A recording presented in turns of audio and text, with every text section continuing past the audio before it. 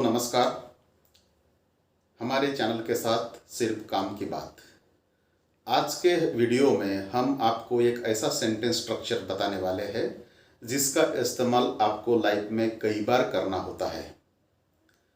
कुछ सेंटेंसेस देखते हैं, जैसे अब तो तुम चाय पी ही लो, अब तो तुम सच बोल ही दो, अब तो तुम लड्डू खा ही लो, अब तो तुम आई लव यू बोल ही दो।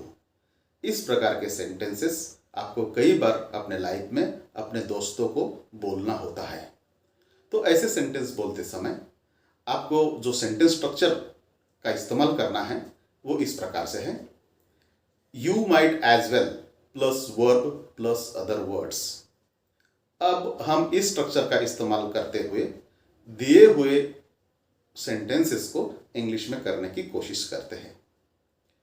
अब तो तुम चाय पी ही लो, इसका इंग्लिश होगा you might as well take tea. अब तो तुम सच बोल ही दो, you might as well tell the truth. अब तो तुम लड्डू खा ही लो, you might as well eat the laddoo. अब तो तुम आई लव यू बोल ही दो, यू माइट एज वेल से आई लव यू। दोस्तों, हमें आशा है कि आपको यह सेंटेंस स्ट्रक्चर पसंद आया होगा।